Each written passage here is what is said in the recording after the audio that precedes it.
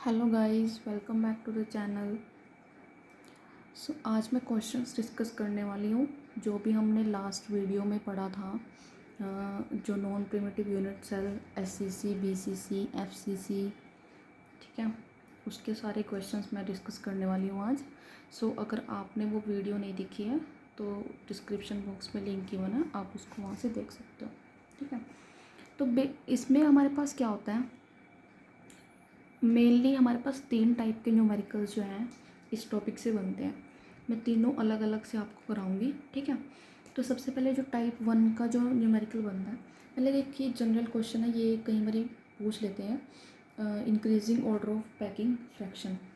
ठीक है, increasing order क्या बनता है पैकिंग फ्रैक्शन का? तो इंक्रीजिंग ऑर्डर ये है, पहले डायमंड आता है, लास्ट में डायमंड आता है,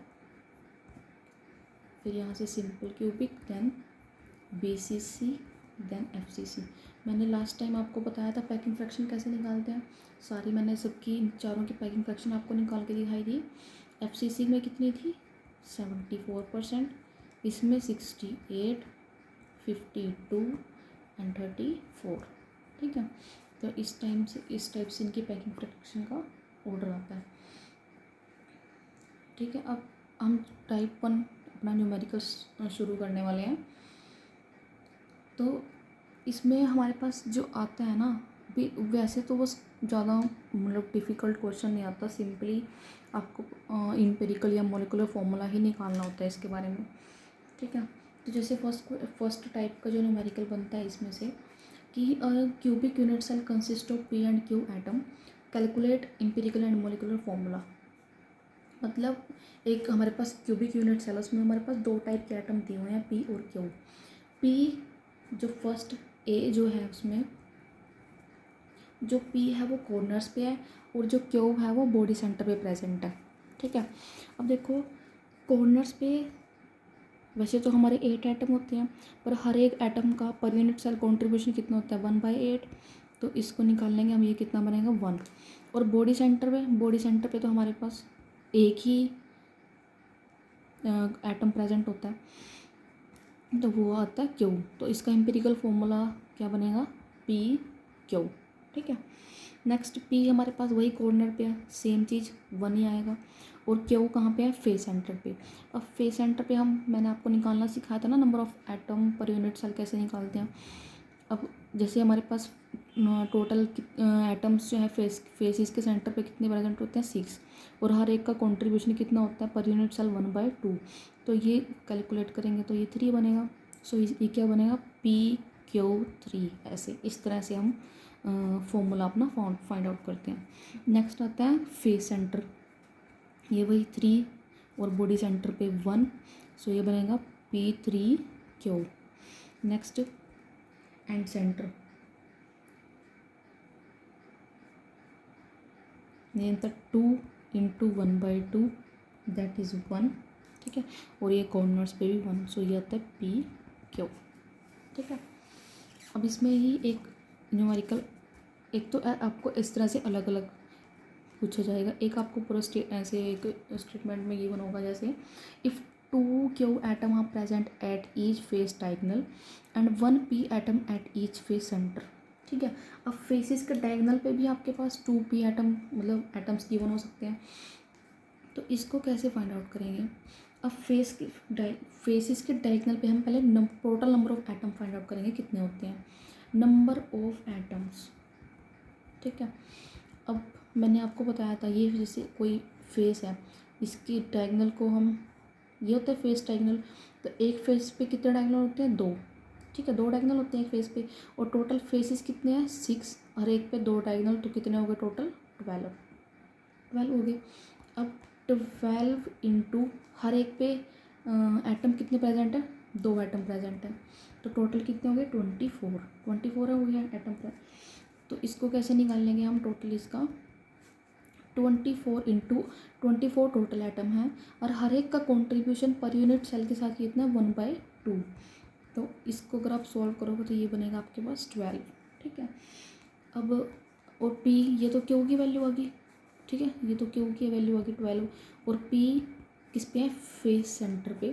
फेस सेंटर को कितना बनता है फेस सेंटर का, तो 3 बनता है। तो ये आ गया P3Q12। अब इसको आप इसको कट भी कर सकते हो और ये आ सकता है PQ4, 3 4 जा, तो ये बनेगा इसका। Next P body diagonal and Q each centre. Body diagonal कितने होते हैं हमारे पास? 2, ये मैंने आपको बता रखा है ऑलरेडी कि बॉडी डायगोनल 2 होते हैं। फेस डायगोनल ऐसे ही हर एक फेस पे 2 डायगोनल होते हैं, ठीक है। और Q कहाँ है? ईच कॉर्नर पे। इसका तो है ही 1 नहीं बनेगा, तो ये P2Q, ठीक है। बॉडी डायगोनल 4 होते हैं, ऐसे होता है ना, जैसे एक ये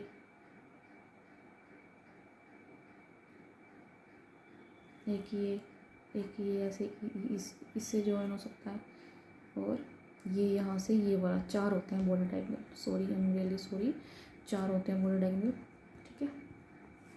सो P4Q बनेगा ये।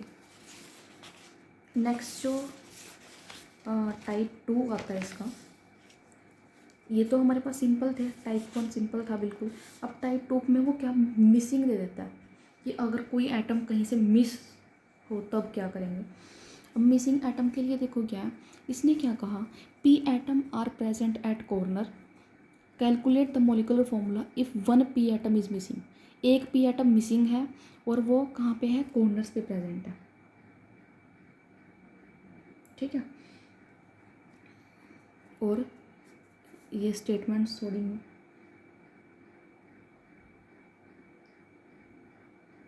और इसमें आगे ये ऐड कर लो कि Q एटम प्रेजेंट है बॉडी सेंटर पे, ठीक है। अब P का क्या है? एक एटम मिसिंग है, एक एटम मिसिंग है और बाकी सारे कहाँ? कॉर्नर्स पे प्रेजेंट हैं। तो मतलब कैसे फाइंड आउट करेंगे? मतलब ये इस तरह से कॉर्नर्स पे प्रेजेंट है और ये वाला एटम मिसिंग है, तो मतलब 8 में से 7 तो प्रेजेंट है ना कॉर्नर पे। तो निकाल लेंगे कैसे कि 7 प्रेजेंट है इनटू, और हर एक का कॉन्ट्रीब्यूशन कितना आएगा? 1/8, तो ये बनेगा 7/8। और Q कहाँ है? बॉडी सेंटर पे, बॉडी सेंटर का तो 1 आता है। सो ये कैसे लिखेंगे इसको? P7, मतलब ये रेशो कितनी बन गई? 7/8 रेशो 1 बन गया ना, ये इस तरह से रेशो बन गई। तो बट हम इसको ऐसे P7/8 नहीं लिखते, इसको हम लिखते हैं P7Q8। 8 जो है ये वो यहाँ चला जाएगा इस 1 के साथ, ठीक है। सो इसका एम्पिरिकल फॉर्मूला ये बनेगा। आ गया समझ? नेक्स्ट आता है इस तरह से, अगर आपके पास कोई डायग्राम भी बनो। अब देखो इसमें हमें इस तरह से इससे पता लग रहा है कि जो P प्रेजेंट है वो तो कॉर्नर और फेसिस पे प्रेजेंट है, फेस पे, और जो Q प्रेजेंट है वो एज सेंटर पे और प्लस बॉडी के सेंटर पे प्रेजेंट है, ठीक है। सो ये कितना बनेगा? 1 + 3 = 4, और ये बनेगा एच 3 और ये +1 ये भी 4। सो P4Q4, तो ये बन सकता है PQ, ठीक है। नेक्स्ट, अब ये तो हमारे पास फॉर्मूला बनाने के थे, ठीक है। अब डायरेक्ट जो फॉर्मूला मैंने आपको एक पैकिंग फ्रैक्शन निकालना सिखाया था, ठीक है, और एक मैक्सिमम, ठीक है। तो इसका वो एक मैंने फॉर्मूले सिखाए थे, D = 2R = ठीक है, मिनिमम टचिंग कंडीशन निकालना सिखाया था, सॉरी। मिनिमम टचिंग कंडीशन में मैंने आपको SCC BCC सबके डिफरेंट फॉर्मूलाज लिखवाए थे, ठीक है। तो जैसे ये क्वेश्चन देखो, for a BCC unit cell the edge length is 300 picometre, calculate radius of atom and nearest neighbour distance, ठीक है। इसमें आपको कैलकुलेट करना है नियरेस्ट नेबर डिस्टेंस, वो क्या होता है? D, ठीक है। एज लेंथ क्या होता है हमारे पास? A, और ये होता है R, ठीक है। Radius calculate radius = R। अब BCC के लिए जो मिनिमम टचिंग कंडीशन का फॉर्मूला क्या था? D = 2R = √3/2A।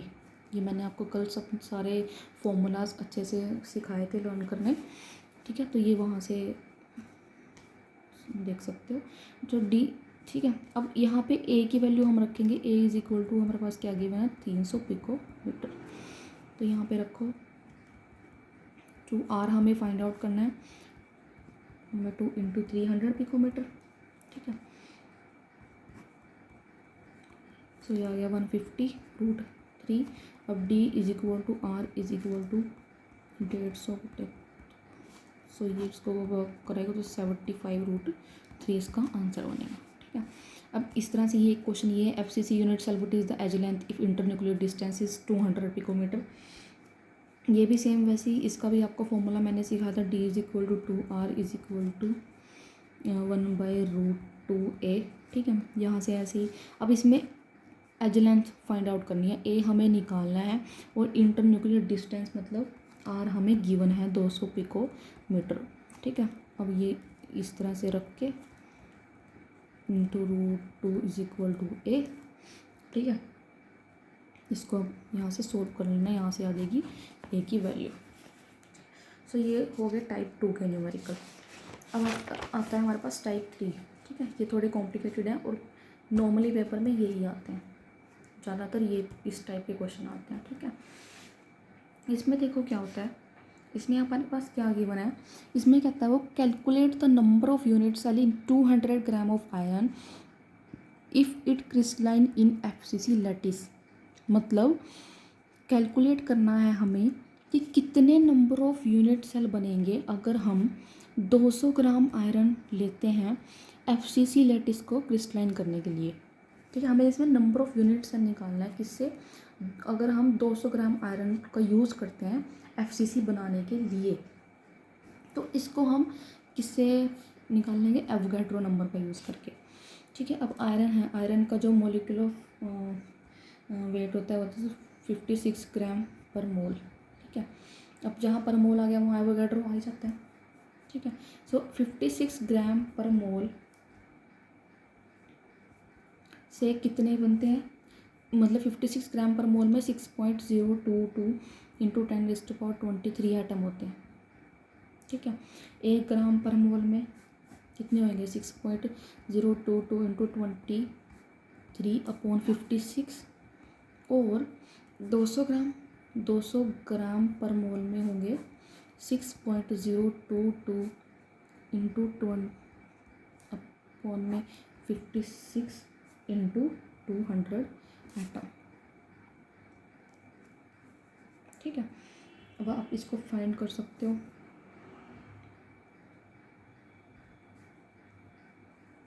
इसको सॉल्व करेंगे,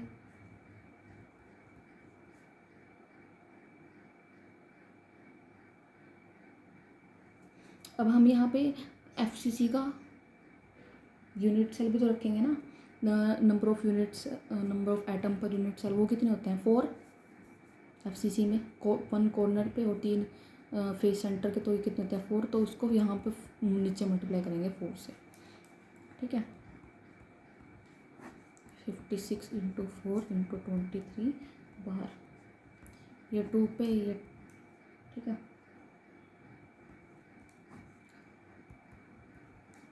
जब आप इसको पूरा सॉल्व कर लोगे 72 यहाँ से इसका आंसर निकल जाएगा, ठीक है। इस तरह से ये आ गया समझ, ठीक है। इस तरह से एक सेकंड न्यूमेरिकल भी मेरे पास है।